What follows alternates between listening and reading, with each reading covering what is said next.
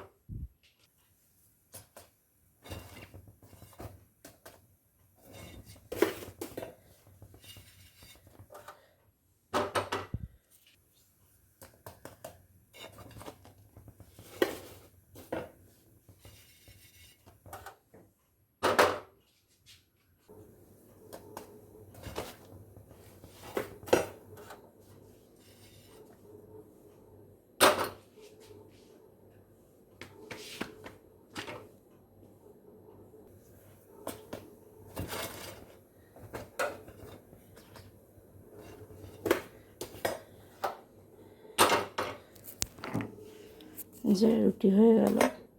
দেখো আমার এইটা হয়ে গেছে, সর্ষে পোস্ত দিয়ে, শিম আলু সজনে ডাঁটা দিয়ে করেছি, ধনেপাতা দিয়ে নামিয়েছি মাখা মাখা করে। দেখো এই যে পনিরটাও আমার হয়ে গেছে, বেশ সুন্দর দেখতে হয়েছে। তো চলো, তো রান্না আমার আজকের মতো হয়ে গেল। তো এবার এদিকটা পরিষ্কার টরিষ্কার করে তোমাদের দেখাচ্ছি। দেখো এদিকটা পরিষ্কার হয়ে গেছে, আর এই যে এখানে সব রাখা আছে। তো চলো এবার স্নানে যাবো, চলো স্নান করে আসি, তারপর কথা হবে। দেখো স্নান তো হয়ে গেছে, জামা কাপড় টাপড় মেলে এসেছি।